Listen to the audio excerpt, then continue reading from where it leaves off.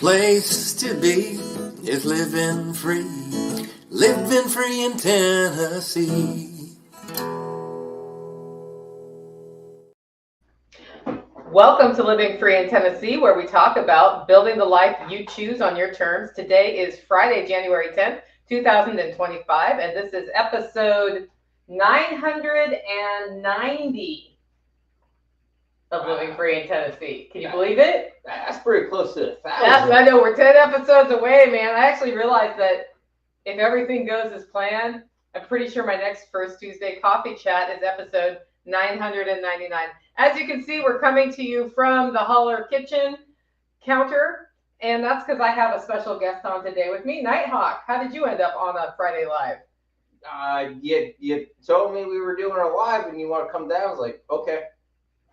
Yep, so he was home today. It's a snow day in the Holler, and I thought I'd bring him in. Of course, I've got the Tactical Redneck, and I'm pretty sure one other Holler neighbor is going to pop in at some point. Of course, today we're going to talk about the latest from the Homestead. This is our first Homestead Happenings show since before I took off at Christmas time. So we've got a lot to catch you up on. We'll just go as long as we can. Now, this episode, as you can see, my computer's way over there.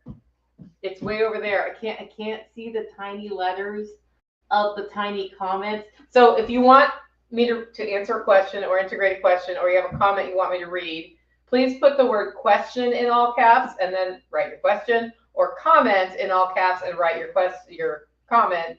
And then I can reach over there and star them, and then we can go from there. But the letters are tiny, guys. The letters are tiny.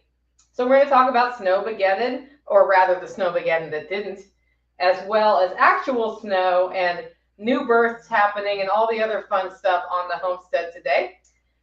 With that, though, I do want to start the show by thanking our two sponsors. Our first sponsor is Discount Mylar Bags. DiscountMylarBags.com is where you can connect with them. And Toby, the owner, reached out to me when Holler Roast first started and said, hey, maybe I can help you get the cost down on those bags. Turns out what he's really good at is sourcing in bulk and passing on savings to you, which he's done for Holler Roast Coffee for years now. And he also sponsors the show, DiscountMylarBags.com. Our second sponsor today is Agris Tax Advice. Matthew Searsley over at agristaxadvice.com can work with you to analyze where your money's coming in from, assess if you are taking all of the tax write-off opportunities that you can find, understand any risks with those, and he does it over at agristaxadvice.com. If you're hearing this on Living Free in Tennessee, go to agristaxadvice.com/LFTN, and this year he's offering assistance with filing your taxes. So check that out, agristaxadvice.com/LFTN to find out more. With that, we're going to talk about how a 3.5-month-old ram impregnated ewes. What do you think about that, Tactical? It throws off everything. Yeah, so I noticed when Tactical was in Mississippi for Christmas that the sheep looked fat. Did I comment on that to you? Possibly. I was like, that's a pregnant-looking sheep right there. And then Tactical came back, and then he was back about a week, and guess what happened? Found babies. New sheep. Yay! Except for it's really cold outside, and it's harder for them to survive the birth and exposure to the elements when there are elements, right? Which is why we wanted, we literally put a ram in to time it so that we would get babies in March and April. So we're probably also going to get babies in March and April for everybody who's not pregnant. Cloudy had two babies, and a boy and a girl, and we came up on day 2 and the girl had gone hypothermic. So I took her down and I went, for the first time, revived a hypothermic baby lamb. And what I did is I sat in the bathtub with her on my lap, and I had a towel over the bathtub and a hairdryer going while Tactical ran around trying to find me a heat lamp, because of course I wasn't ready for this situation. And then he was in, and she just was, and I was just sort of like, I took her temperature because after he brought me a thermometer, and her body temperature was about 90 degrees, which is not good. And so then I was like, what I really think I need is like a plastic bin so I can like really enclose her, but you don't want to just like put them in hot water. You don't want to raise their body temperature too fast because it can kill them. And what I ended up doing was making a plastic bin with the hairdryer blowing in the top, and she was on a blanket inside. And I took my meter thermometer and put it in there so I could see on Bluetooth what the temperature was. I also took one of my, what is it? Yoleg, my Yoleg sensors that I use for like outside temperature and to alert me if the freezer goes off. I put a Yoleg sensor in there so I could see the temperature in the box without opening and closing the box all the time. And then I brought it up to about 104 degrees in the box. And every so often I gave her a bottle of 104 degree water. Not milk, because until her temperature was up to 101, she could not take milk. When she got up to 101, I gave her colostrum that we had, and then she stayed in all night that night getting colostrum all night.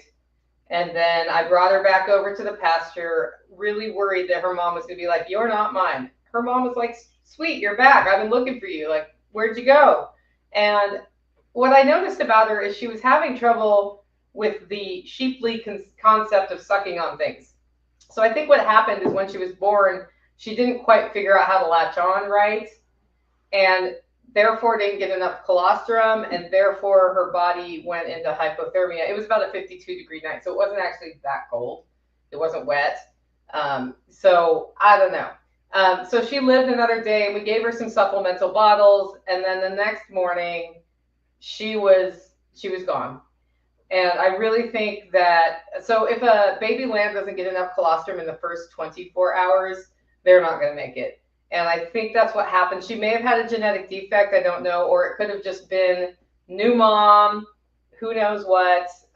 This is the first time this ewe has been a mom, and she just did not, like, this one just was like, they're all kind of stupid about finding milk, but she was like particularly stupid. And then her sibling was pretty adept at it, and he would push her off. Well, during that period of time, another sheep gave birth and had a female, and so Khaki had a female, Cloudy has a male. That's who's left. And I looked all around at the rest of the sheep who I thought were pregnant, and I was like, yeah, they're pregnant.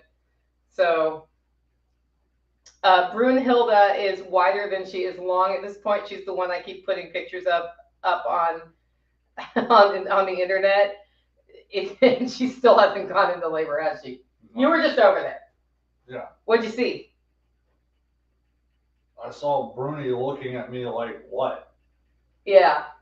So everybody's like, it looks so painful. She's like, I'm going to go flounce through the pasture. I am not pregnant at all. Is that what's going on? Yeah. Some people are under the impression that if I go back over there again, maybe she will have two babies standing next to her. I'm more under the impression that she looks like she's ready to give birth right now, which means sometime next week she'll probably actually have babies. Who are you referring to as some people?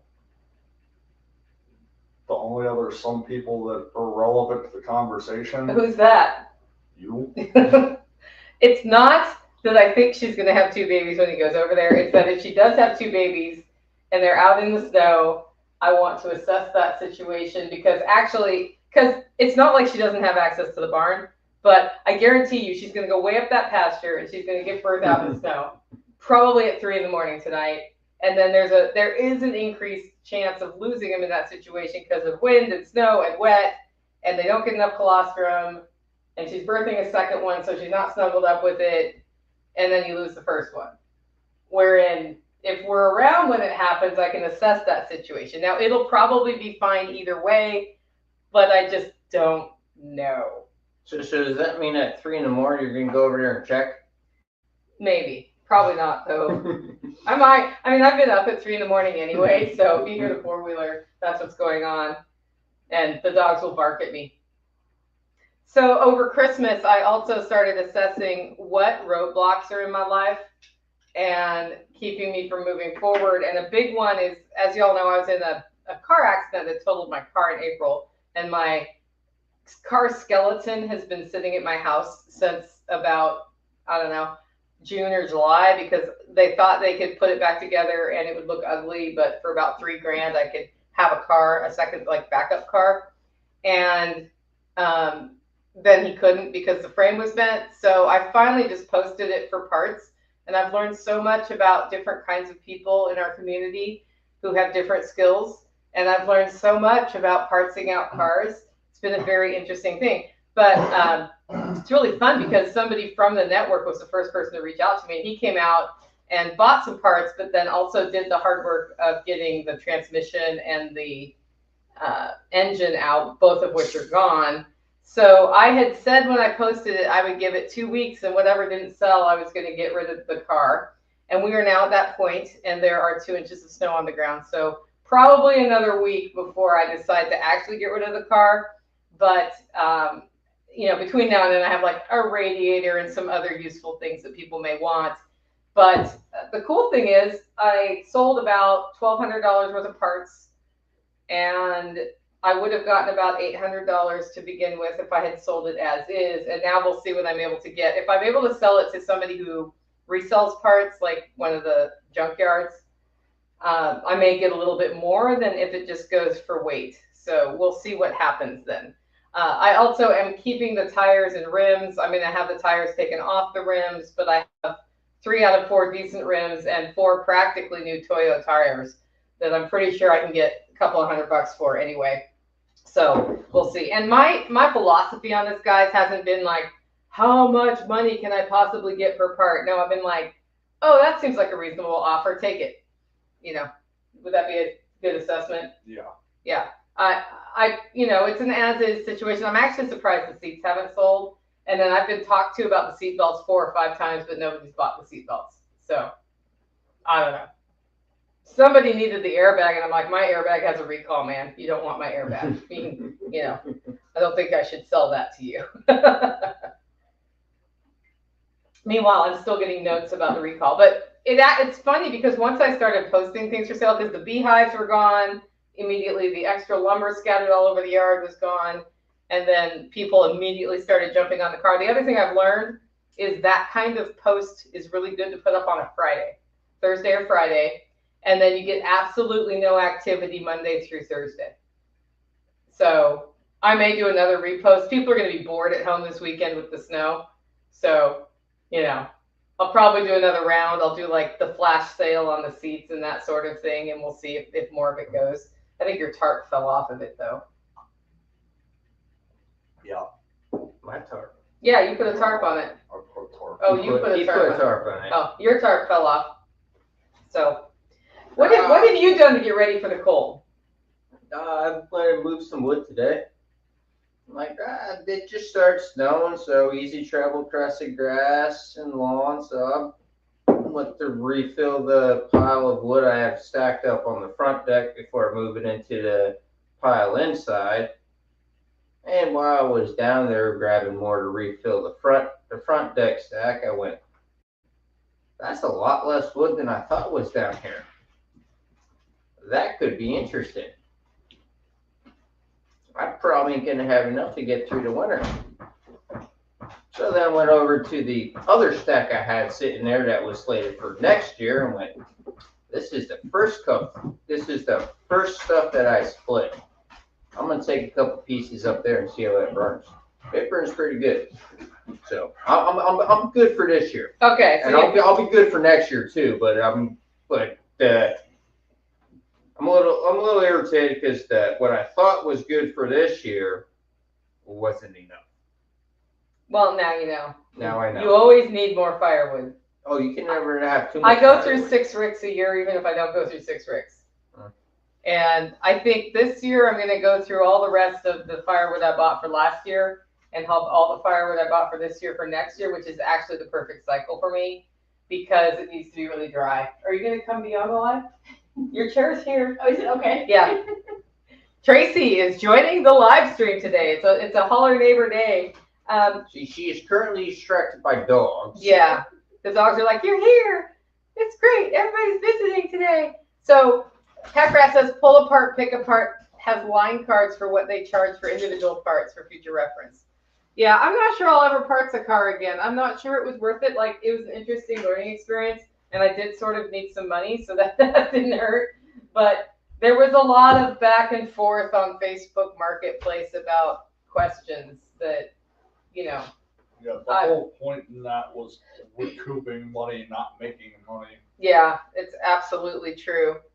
So, yeah, Letty says it's a holler neighbor live stream again. Tracy, what's it like being out in your off-grid location without any insulation overnight? Tell us about that. So cold. Was it cold last night? So cold, so cold. The batteries died.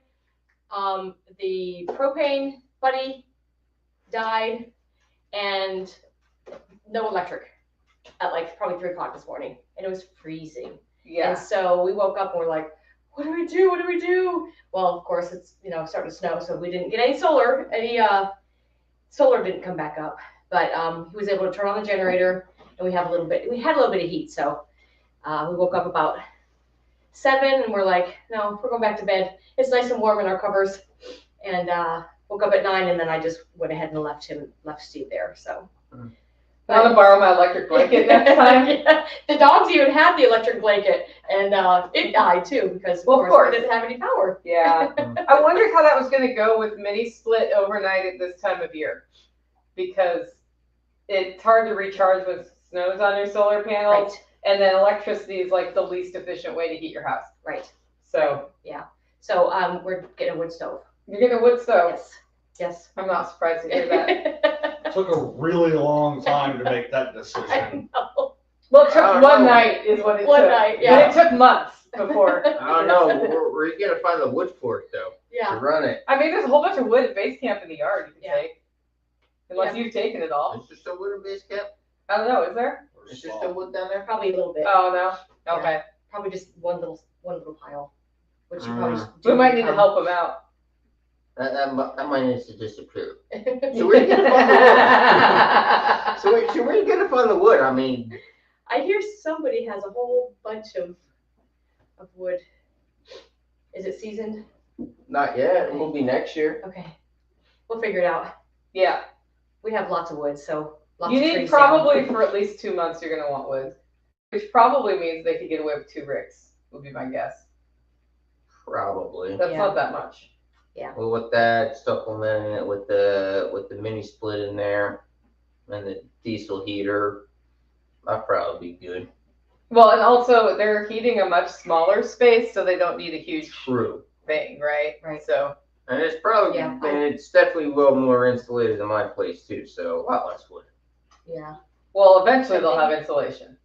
You don't have insulation yet, it's right? going in now. Yeah. Yeah. It's That was going the in. purpose of this weekend. Yes. And so Insulate. Mother Nature said, and I'm going to make you understand why you want insulation right now.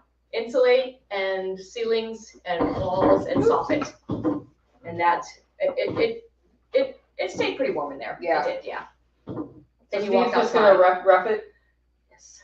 Yes, he is. He's going to finish the insulation and the walls and the Is ceiling. he spending the night tonight too? He is spending the night until Sunday. Wow. I'm going to get him on Sunday, maybe.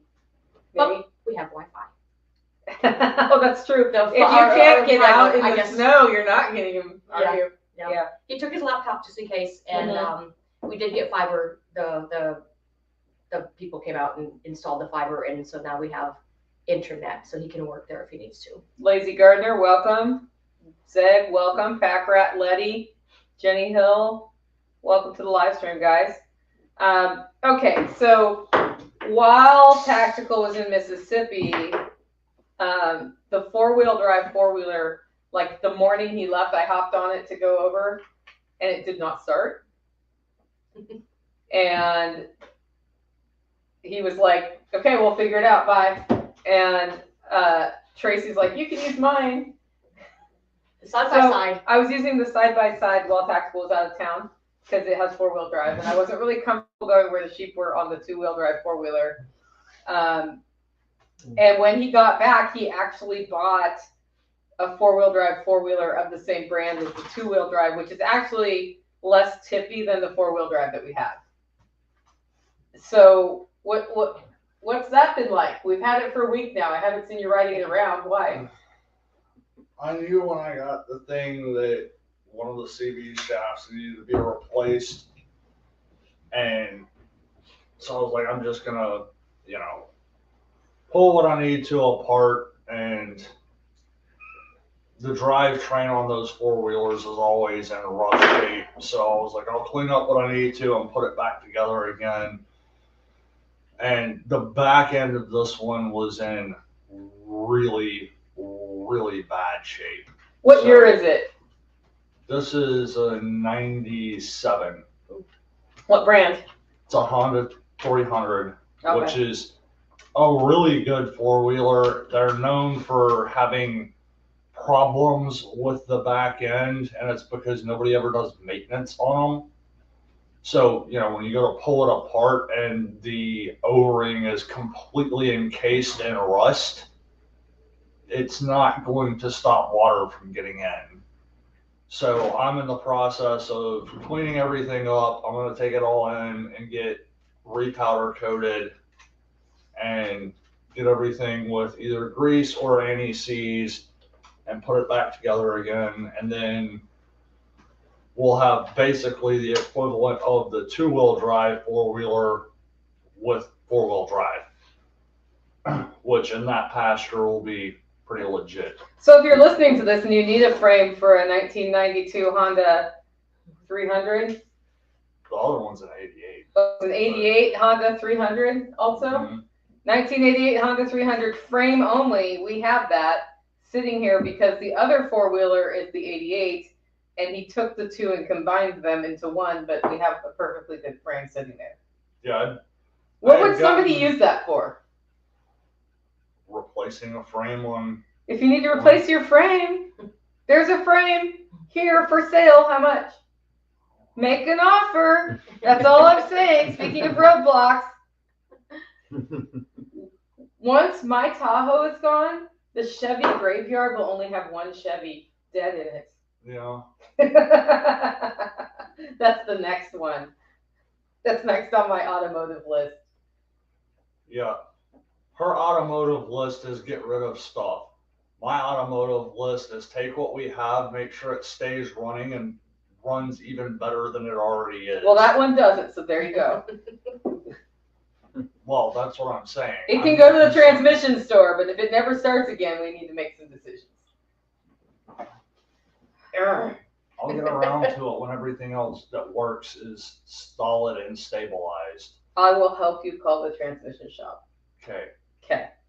Okay, what are you guys doing today? Nighthawk, Tactical. The only thing I've slated for more is just to go play outside on the four-wheeler while it's snowing. Wouldn't rabbit stew be good for dinner? Yes and no. Why do you say yes and no? Yes, it would be great to eat. I don't know if I want to put the effort into actually making the rabbits available for rabbit stew. You don't want to process them? Nah, not feeling it today. I'd So- rather go play. Rabbits are up for processing this weekend. We'll see if that gets. And this time we have enough people who are interested in eating the rabbits, so I'm not sure any more than 2 of them are going to dogs for food. So, because I've got somebody not here who wants to, and then we want 2 to make stew, and I don't know who else wants any, but it's time, and we have more rabbits coming soon, so I should actually go look at that. It's not quite time yet, but it is like once those are processed, the female goes back over there, gets her nest, and she's actually already ready to give birth already. And then it'll be like 3 degrees outside, and we'll have the same thing we always have with the rabbits being born in the cold, which is a challenge with that. But I figured out that I cracked that code last year where, I mean, in the nesting box, they actually stay pretty warm. And then Amy Felak told me you can take the nesting box inside overnight and put it back out because the rabbit mom only feeds about twice a day or so. And just like with sheep, they stay warm from the breast milk and in the little bin, right? And so as long as that has proper bedding and they get enough to eat, they'll be fine. However, when it's like suddenly 20 degrees colder than it usually is, it doesn't hurt to bring the box in. Well, the other thing you can do is take a seedling heating mat and put it like strap it up under the cage so the rabbits can't chew on it, and put it just under the nesting box, and it gives 20 degrees over ambient temperature, so it's not like a shocking amount of heat. It's just a little bit of heat, and we've done that before. So anyway, are you doing the pantry challenge this month? No. Do you know what it is? Mhm. Yeah. Are you doing the pantry challenge? Nope. Tactical, are you doing it? No. So the pantry challenge put out by Homestead is a challenge where you spend the month of January. You can't go out to eat, and you don't get to go to the store to replenish your pantry. I gave her balloons for that. And I started out on the pantry challenge, but I will admit that I've actually adjusted it for myself as well. So the fun part of the pantry challenge is when you run out of something you should not have run out of, figuring out how to make up for it. But I decided things that are already on their usual resupply can still resupply. And so that's what I've been doing. And the big one for me is not eating out at all, because when choir starts, I'll grab dinner on the way to choir. So I have to think about that in advance, and that's good. And like this weekend, I stopped and saw some friends on my way to pick up the cow who were eating out. And I didn't eat out while I was there because I wasn't supposed to. Plus, I was really full because I'd just eaten a big breakfast. So anyway, that's the deal. Did anybody see the video I just put out this morning about making breakfast sausage out of beef? Did you guys? Just put Y in the comments if you did. Did you see my video? I did not. Because you were driving in the snow? I was driving in the snow. Does anybody want to try a cold congealed one from the fridge? Sure. I knew you'd say yes. Oh yeah. So Debbie's out. Let's see what the holler neighbors think, guys. You guys keep talking while I get Keep this. talking. Keep talking. What else have you been up to, Nighthawk, besides firewood? I've been working a lot. The place where I'm working now, they saw the weather coming, and it's like, yeah, we're just gonna close for Friday. Really doesn't affect me too much because I've been working 4 12-hour days anyway, so I usually have Fridays off. But seeing the snow outside is nice. I was excited for it. I woke up, it's like 6 a.m.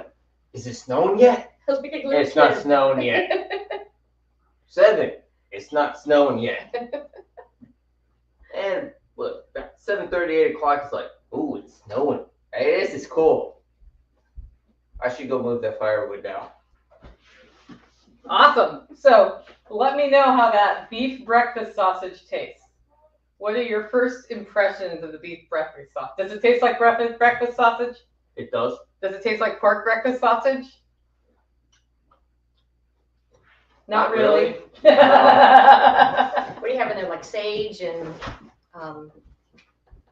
Yeah, okay, so to 5 pounds of beef, and if you look at the video I put out, it has just the effing recipe at the end, and it's printed, and there's a blog post, so you can see it is written down for y'all. 5 pounds of beef, 5 teaspoons of salt, 3 grams of sage, which I weighed because it's 7.5 teaspoons of sage that I have processed here, but my sage is fluffier than store-bought sage, so I finally just weighed it because I didn't have a good way to communicate that. You know, when you cook by weight, guys, you end up with more consistent recipes anyway. And then you have 2 teaspoons of black pepper, 2 teaspoons of garlic, 1 to 1.5 teaspoons of nutmeg, 1 teaspoon of red pepper flakes or paprika or sweet pepper, depending on how you want to flavor that out. And then you mix it all together. Let it sit in the fridge overnight for those spices to sort of infuse the meat. Then you make your patties and cook it, or make your patties, freeze them, and have them for the future. So that is the cold breakfast sausage that was left over from yesterday. But I thought it'd be fun to do a taste test on here today. Guys, if you want to get the recipe for that in writing, livingfreeintennessee.com. First post on the site right now is that recipe. If this podcast is what you're listening to, then it will be below the podcast, but it's right there ready to go, or on YouTube and Facebook and all of the other platforms. I did put a video out about how to make it as well, just because it's a good way to use up stuff at your house and not go buy breakfast sausage at Walmart. Just speaking of the pantry challenge, is why I thought of it. Anyway, it's time to plan what we're growing in the garden. What are you planning to grow? No idea yet. No idea. Are you even thinking about it? I mean, I will propagate a bunch of stuff that we already have around, like oregano and thyme. I will do peppers because I do that every year. And other than that, I have no idea. Yeah. Okay, I plan to do green beans because we always do that. Tomatoes and peppers for sure. And I'm actually looking really more into doing a lot of herbs this year. I might do some cucumbers, but the garden space that I'm using has gone down significantly in size because we're moving the garden from where it was to where it is, and we're using raised beds now. And I just decided we have 4 raised beds out there. I thought we were going to have 9. And seeing what it's taken to get these 4 beds up, I feel like just doing these 4 beds well this year is fine. And if we get a chance to build a couple more beds this year, that's great. But if we're building them, they're not exactly ready for planting unless I have a magic source of activated soil hanging out, which I don't. I mean, I can take some from the upper garden, but yeah. So I'm kind of drilling down on that. Of course, we'll have the usual garlic. I was going to make this the year that I cracked the code for growing my own onions, but this is not the year I'm going to crack that code based on the space I have. And then that actually should free me up to have a little bit more time to pay attention to the food forest. We will see. And then, of course, the food forest is near the garden now, which is not typically where people put their food forest, but it's where mine's going to be. And that might actually help me get some of the things down there. Like the understory, I'm not super happy with. So we scored some free hay, though. Yes. Do you want to go get more? Yes, but time is a constraint right now. Yeah. So somebody posted hay that was 20 years old that can't be fed to animals. It's in their barn, in their way. We went over and got a trailer full and a truck full, which is enough to start with mulching in my food forest. I also ordered from rareplantstore.com, Nick Ferguson. He has some really cool varieties of strawberries for sale. So if you don't know about rareplantstore.com, Nick Ferguson sells fodder tree packages where you can get these trees started this year and then take cuttings from them and propagate them in an unlimited way, basically, as long as you get the trees started the year you get them. But he actually has a whole bunch of other packages this year. So I jumped on that strawberry package because I have some strawberries here, but I need to reset how they are, and then I want more strawberries around in the food forest. So I've got those coming, and I'm super stoked about it. You guys gonna buy stuff from Nick this year? Maybe. Maybe. If you're gonna buy stuff from Nick, you should do it soon because he runs out in January almost every year. Yeah. Yeah. Probably not then. Probably not. But I might actually put a garden in this year. Yeah. I found a spot for it close to the house. It'll be a raised bed garden, so I got to go work on building that. But thinking about it. So I saw in the questions somebody asked if guinea I don't know, was it guinea hogs or Guinea hens? I don't know if it's guinea hens or guinea hogs. Let me find it. Are worth it. Guinea fowl. So yeah, the actual hen. Are guinea hens worth it? And the answer is I don't know because I've never raised guinea hens. And the reason I haven't is if you need to be alerted when people come on your property, guinea hens are really loud when a stranger comes up. So I don't like that, actually. And so I never had them. As far as using poultry for tick control, I did that with chickens and ducks here. And then keeping the areas where we are, just keeping it trimmed really helps with that. So I haven't had a need to bring guinea fowl in. Now, I have friends who have raised them and swear by them, but I can't give you that. Have you ever raised them? No? Okay. So somebody in the comments, you can answer that if you have raised them.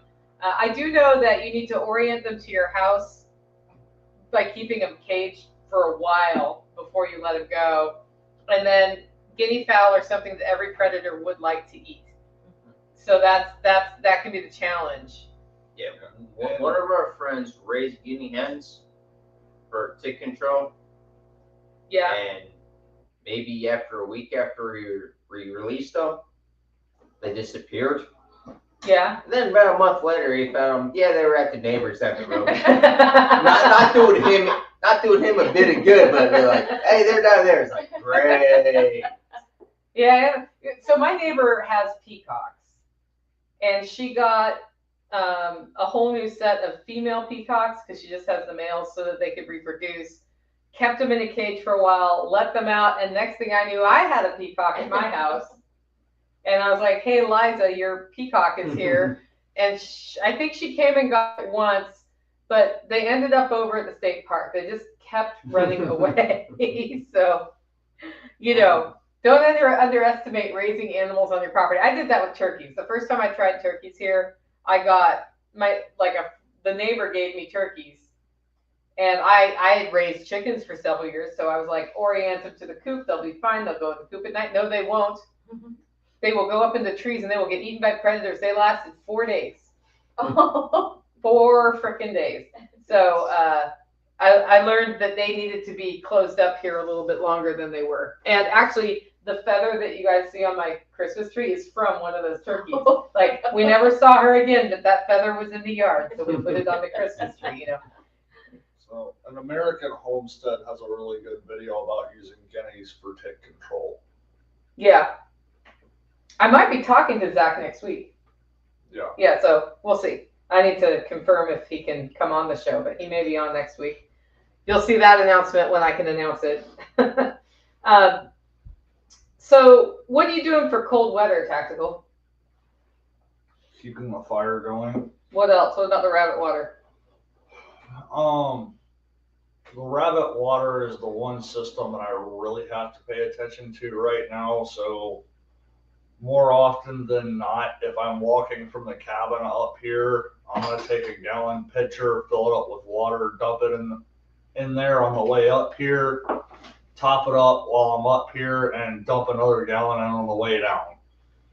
Because that's the one system, if it goes dry, then the pipes will freeze, and then you're royally screwed. Yeah, so he keeps that one from freezing by circulating the water.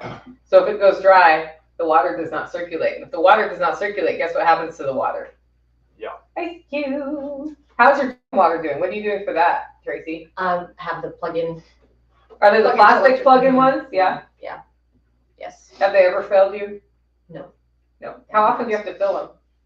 A couple times a week, actually. Yeah. They I don't know why, but they're going through a lot of water. Because it's cold. Yeah. So I have one inside the coop and one outside the coop, and they have not failed me. I mean, unless power goes out, that's when it fails. Otherwise, they've done a great job. What's your plan for if power goes out? Generator. You're not just gonna bring bowls of water out? No. Tracy, Well, where's your generator right now? well, which one? One's in storage and one's at the property. So what's your plan again? So what's your plan C if the generator doesn't work? Oh my gosh. No, I normally do take out like a pitcher of hot water and run it over because I have a huge water that's not a plug-in and it's always frozen. So I just take hot water and just kind of run around and let, pick it ice out a little bit so they at least have a big water. But if power goes out, then yes, I will be hand watering these things. Yeah. My first winter here, I used the buckets, like the metal buckets, and I would have one at the chickens and one by the stove, and every 2 hours. Oh wow! It was really cold that year it was only for like a week I had to do that, but that sucked. Yeah. And then the next year I had all sorts of ways to keep water from freezing. Mm-hmm. And then I also learned if I free range the poultry, they have access to the pond that doesn't freeze. So that's actually our backup plan. Like he's circulating water for the ducks, but they're mostly just getting their water from the pond at this point. Yeah. So. And then for the other livestock, we use the big rubber things, and he puts hot water in those. And if it's too icy, I think you just dump the ice cube out, right? Yeah, I mean. How's the goat water doing? Goat water sucks.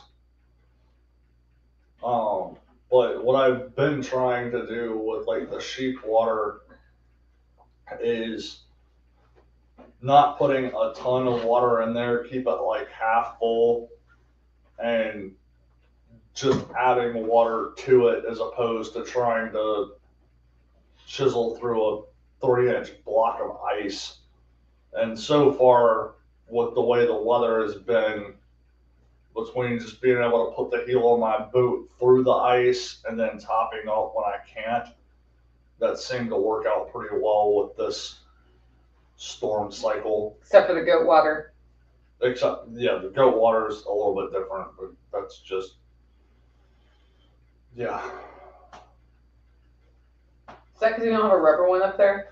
There is a rubber one up Yeah. there, but the location of it is not ideal. Yeah, it's not very sheltered, and so it gets all the cold. Yeah. And specifically where I've got the water for the sheep right now, it gets a lot of sun.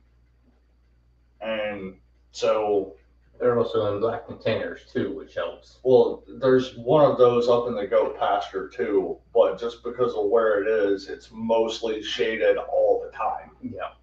So it helps. The black container helps more for your sheep versus the goats. Right Yeah. now, yeah. And that, Hawk, I noticed you haven't been taking a shower at my house. Have you been taking a shower at Tracy's? No, I actually haven't turned my water off yet. Oh. So your pipes haven't frozen? How come not? My pipes haven't frozen. It hasn't been as cold as I was expecting it to be. Okay, can we stop there? They completely biffed the forecast for us. Like, all of it's been biffed the whole time since they started talking about it getting cold. Am I wrong? They biffed it. A little bit. It's been slightly warmer. It's slightly. It was supposed to be 0, maybe -0 as the low. Now I'm thankful that it was only 16 as the low. But before that was going to happen, we were going to get hit with ice and snow last week. Well, And up until the day before, the ice did not come. They were like, "You're going to get ice. It's the end of the world. We're canceling school." They canceled school, and nothing happened. we did shoot the gap between those storms, though. What do you mean by shoot the gap?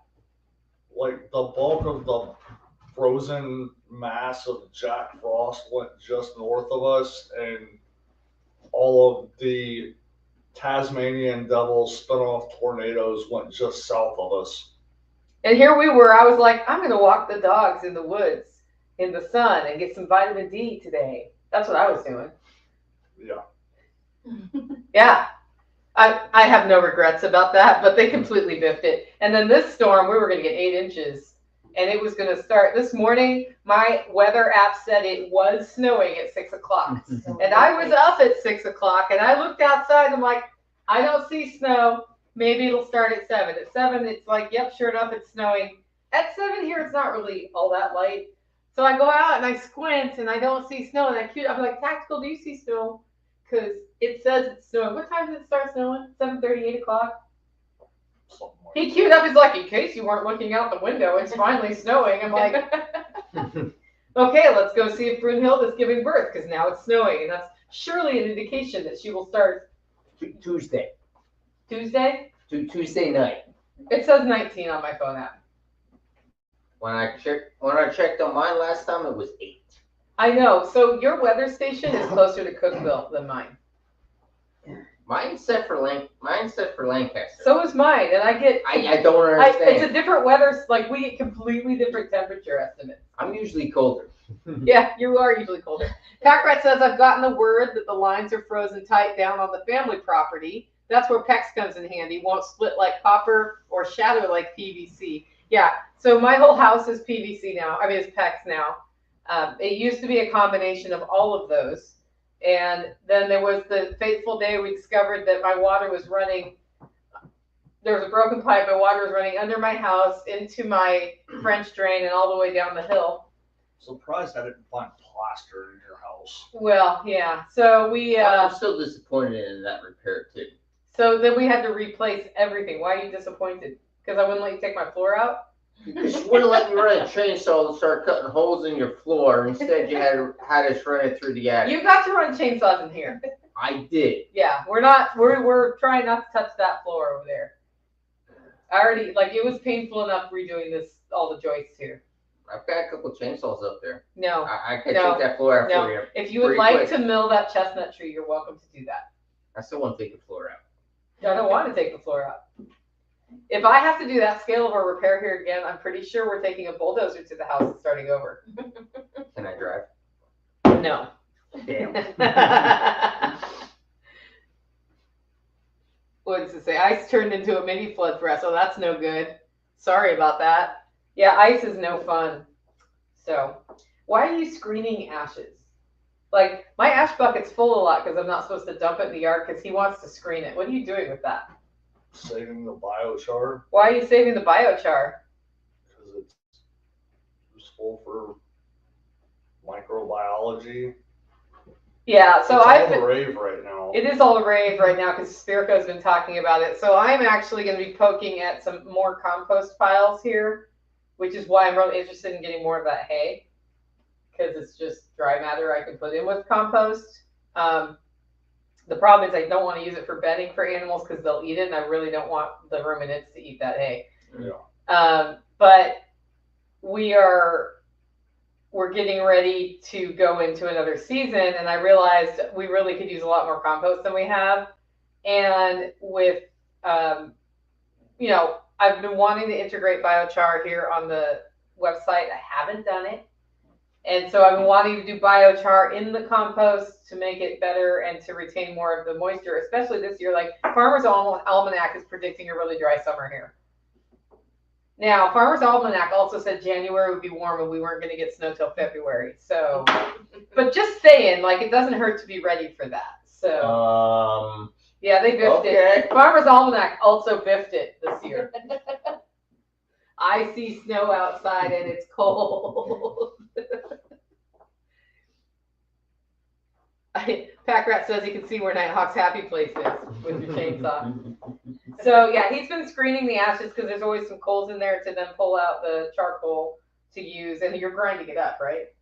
I'm basically smashing it with a sledgehammer or the butt of the axe. Is it causing dust in the air when you do that? Not really. Okay, because that'll really screw your lungs up if you're not careful. No, I am not doing it to where it's like kicking up masks. I have N95 masks right there if you need one for biochar. You know what you need to do when you're doing that? You just come up here and grab the mortar and pestle out of here and use Oh gosh. No, we don't want to grind it up that much though. So. Got more and pestle and big enough anyway. You're And, just using too big of pieces then. well, it's the idea is to make it like 1/4-inch pieces. Yep. I took the wrong turn somewhere and ended up here. Hello, Russell. Welcome to here, where we talk about things on the homestead and permaculture. So I've been reading every morning on my new schedule. And I was just reading the permaculture handbook end to end, but then I realized like it's a really long book. And so now I'm reading 3 books at once on different days of the week. And the good thing about that is, so one's on wellness, one is the Farmer's Almanac, actually, one is which is why I know they biffed it. And one is the permaculture handbook. And it's good for me to read like that because that's how I absorb information. So then I was walking the dogs yesterday. And one of the things we haven't done here is finish the transition from where my house is down the hill to Tactical's house. In between there is the swim spot that I swim in. And I know I want to cover it. Like I can't use it right now because it's set up to be snowed on, which means it has wood over the cover so the cover doesn't get caved in from the weight of the snow. And the purpose of that swim spot is that I can work out in it all winter, except for I can't when we're under snow right now. And if it had a cover over it, like a building, which is the long-term plan, it would be great. So I was walking around thinking about that. And he wants to finish the retaining wall before we do the building plan, which makes sense. I've been thinking about getting one of those metal carpets in over it. Yeah, everybody's nodding. And I was kind of walking and I was like, what would be really cool though, is if I could put walls up in the winter too, like windows, so like a sunroom. And then I could sit there and have my coffee sometimes in the morning maybe grow some plant. I was like, wait a minute. We don't have a greenhouse here. What would we do with a greenhouse? Be able to do a lot of stuff. Be able to do a lot of stuff. Grow all year round. Grow all year round. And I was like, the swim spot is heated, which means it's putting heat and moisture into the air. The challenge of putting any sort of structure around that is moisture is not great on structures. But you know what has a lot of moisture and heat in it? A greenhouse. And if you could make it so the walls open up in the summer, you get a breeze through there, it's not as bad. And it would also, if it's a solid top instead of a glass top, it'll serve to shade the pool so it doesn't overheat. You could integrate, so I started function stacking is what I started. I was like, okay, so the purpose is pool and workout, and I want to hang out, and I can grow some food there. I can capture some of the heat that's coming out of the swim spot anyway. I might be able to tap into solar to heat the swim spot at that point with a solar water heater. And then we're helping, the structure helps keep it cool too, so the swim spot doesn't need to have a cooling unit installed. And then he was like, well, wouldn't it be great if you then used all the plants in there as the natural filtration for the swim spot? So we're just sort of brainstorming on this now. What do you guys think when you hear that? Any other ideas? No, I think that's cool. Yeah? Might have to That's move a lot of work. Might have to move the roasting shack though. No, not moving the roasting shack. No. The roasting shack stays. The roasting shack is the source of my money. Holler Roast will not move right now. The roasting shack just got painted too. Nighthawk got to finish the place I couldn't reach. It took 4 gallons of paint to paint that thing. Wow. It was a lot.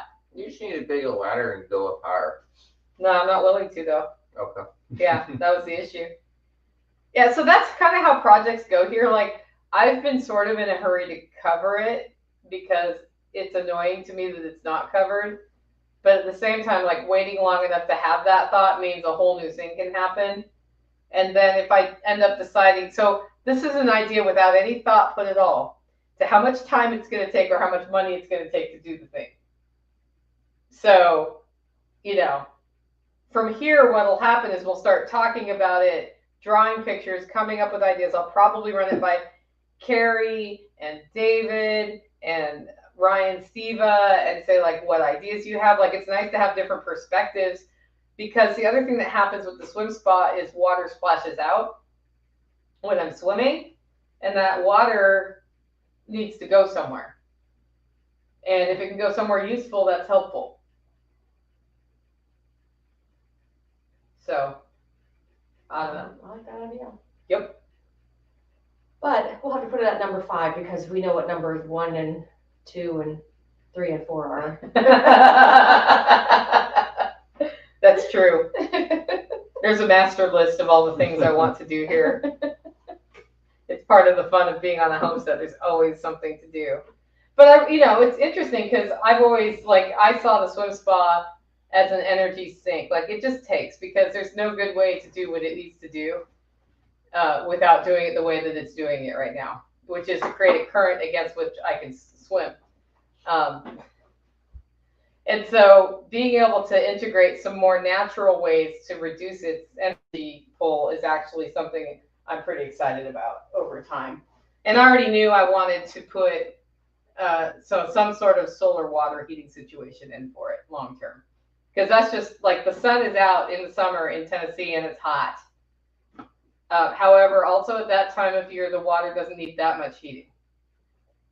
I want it up to about 80 degrees, and then I don't really want it hotter than that. So I'm not trying to go hot tub hot with that. So, but then once that's in, we can put a little hot tub out there too and do that. Keep dreaming. I like that idea. Dream. He says keep dreaming. Where are we putting hot tub now? I don't know. I mean, when you have this kind of discussion, I think anything's on the table. But, you know, then you start taking things off the table when you have the get real moment, you know? Yes. That's basically how that goes. Get you all for the swim. Get you all for swim on my lunch break. Oh, 5 minutes. I got you all for 5 minutes. See, I can't read when you guys don't type in all caps. It's way over there. Well, we do have sad news about hauler neighbors, don't we, Tracy? We do, and we're not gonna cry. We're not going to cry, but the Eversoles have found their dream property, which is why she got to experience what it was like to be off-grid in a snowstorm and have your battery bank go empty last night, right? Mhm. Be that as it may, they're planning to move in a few weeks out of base camp. Yes. Yes. Yes. Are you nervous about it? Yes. Why? I don't know. I'm just. She doesn't have a fireplace installed yet. I have everything I need right here, right? Yeah. For 2.5 years, I've had everything I needed, and now it's like I gotta rethink everything. Like we don't have a sink. I mean, we don't have a sink. So are we gonna use paper plates? Or are we gonna use regular plates? And I'm gonna try to figure out how to wash right now. I don't know. You want to borrow a wash tub? So many things. I do have a couple of those. Yes. Yes. But it doesn't help that we don't have running water either. So all our water buckets are frozen right now. I mean, thank goodness I brought a couple gallons of water with us, so we at least could, have water for the dogs or whatever. But I mean, we have all those 5-gallon buckets full of water, and they're useless, I should say. So yeah, I'm nervous, and sad.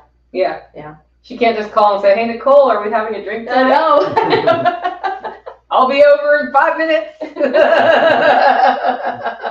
I'm sorry.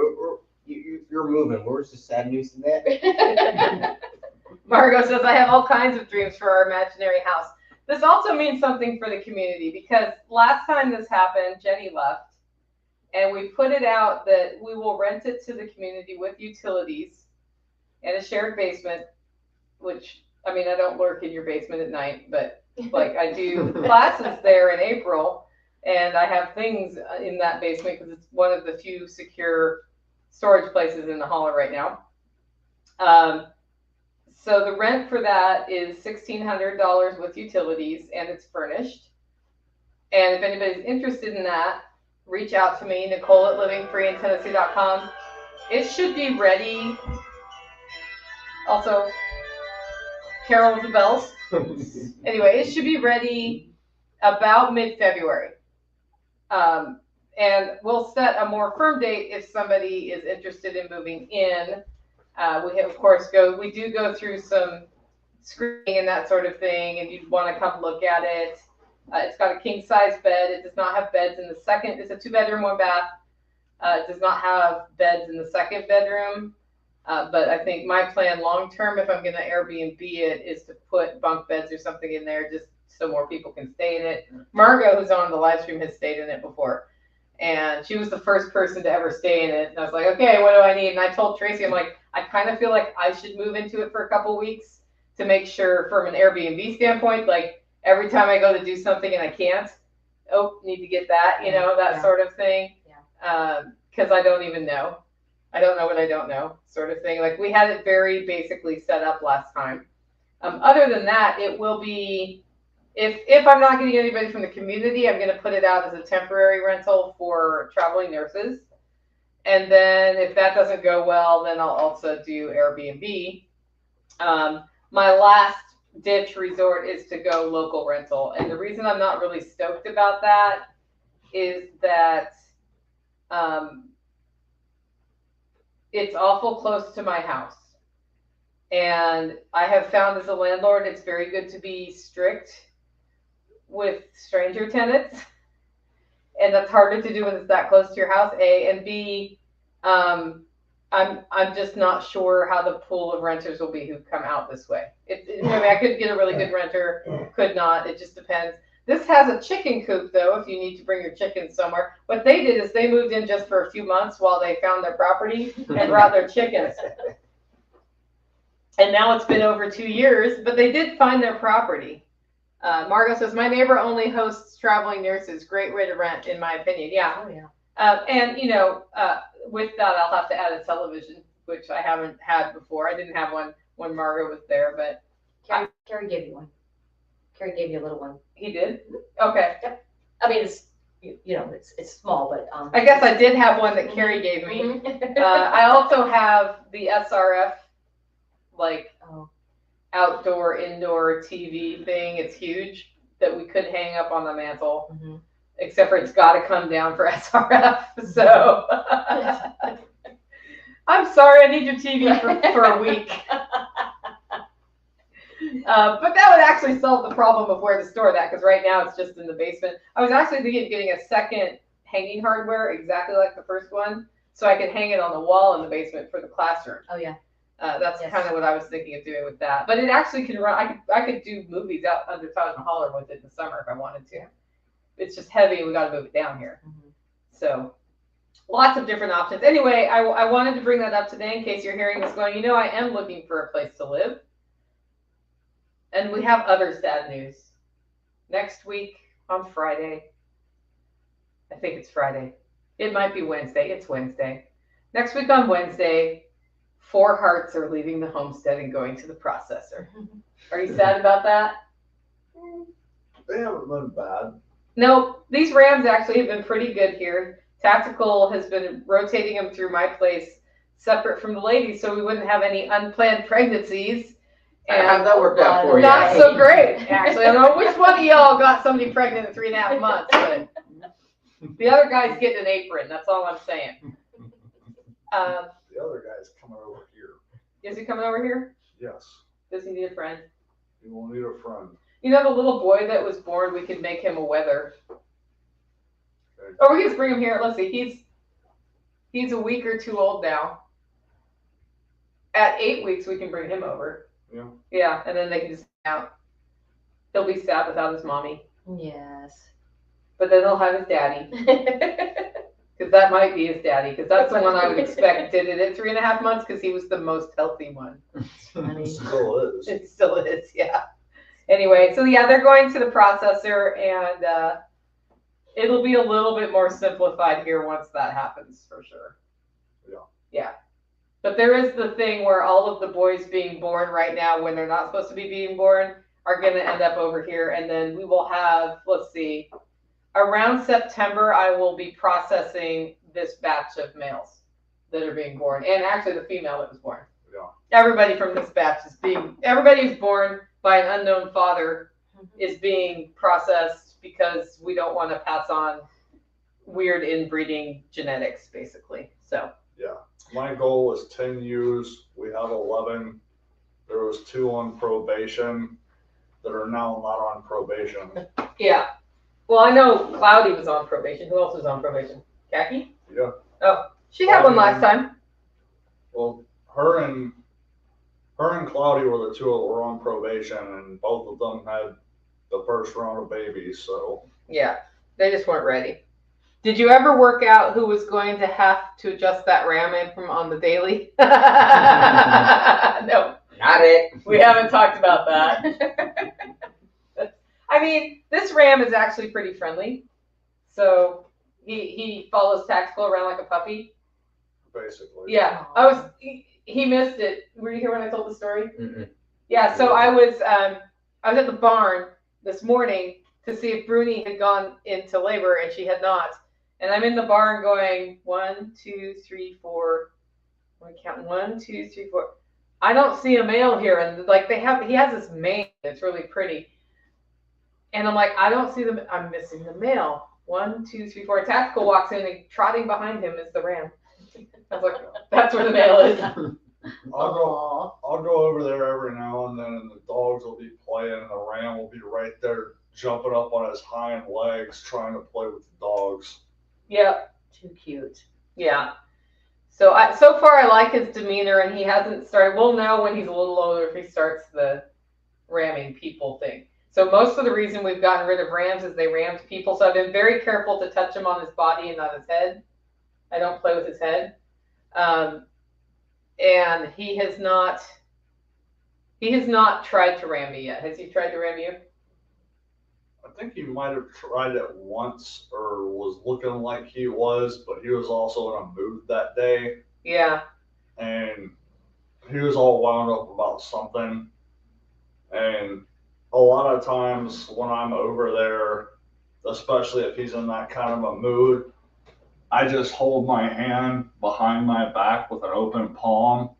And for whatever reason, that tends to deter them from attempting to get you while you're not looking.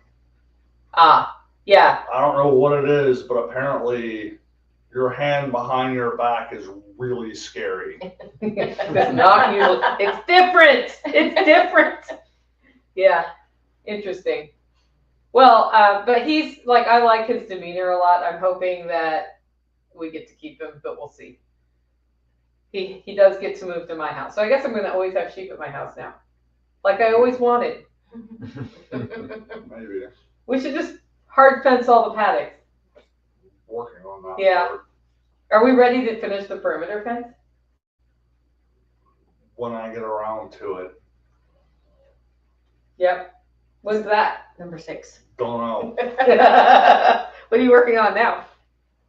Right now I'm still working on that 4-wheeler and not freezing to death. So he can only do 2 things. One is not freeze to death, and the other is work on the 4-wheeler. Is that correct? I'm working on a 4-wheeler because that does not require being out in the snow. Yeah. Anyway, guys, that's Homestead happenings for the week. I don't see a bunch of questions, so we're going to wrap up. We've been at it about an hour. I hope you are, if you're in the snow like we are, don't forget to have fun with it, even though you hate it. And I did threaten to have a snowball fight with Tactical, but I was informed that that would be a terrible idea, and I am inclined to believe him. Apparently, the only way to get the redneck into a snowball fight is to do it unawares, and then once you've got him with snow unawares, he's gonna like give it to you 10 times worse just because you tricked him, right? Is that about the essence of what you're? Depends on what happens, but yeah. Yeah. Challenge accepted. So now I expect 2 rednecks out at each other, like trying to ambush with snowballs for the next 3 days. Oh my gosh. You won't see me trying to do nothing like that. Yeah. Somebody does it to me, well, don't start playing games that you don't want to play. Yeah, so I decided maybe I'd believe him and just have a snowball fight with Tracy if she wants to, which might happen later today. We'll see. It's, I don't love the snow and I don't love being cold, but I don't hate it at this point. It's when it's been here for a long time. Like if it melts tomorrow, it would be the perfect snowstorm. Yeah. Like the snow happens, it's nice and white out there. We have a snowball fight. There's enough for me to throw my skis on. I go down the hill on my skis once or twice. I have soup tonight, and then tomorrow it melts and spring has come. I am totally fine with that kind of a snowstorm. That's my kind of snowstorm. So we'll see if that happens. Anyway, if you like the show and want to support the work I do, you can do it in 2 ways. 1, get your coffee at Holler Roast. 2, I actually did a free webinar last night called the My 3 Things webinar, which you can sign up for at NicoleSauce.com. The recording for that's available for 7 days right now, but I'm going to do it again live on Tuesday at 6 p.m. So if you go over there and sign up right now, you'll just get reminded that it's live again. About 25% of the people who signed up were there, and I thought I'd give them a chance to be live again so they can sort of establish some rapport with each other as they're developing their life strategic plans and talking about that over on the Telegram channel. So that's all over at NicoleSauce.com. With that, guys, go out, make it a great week.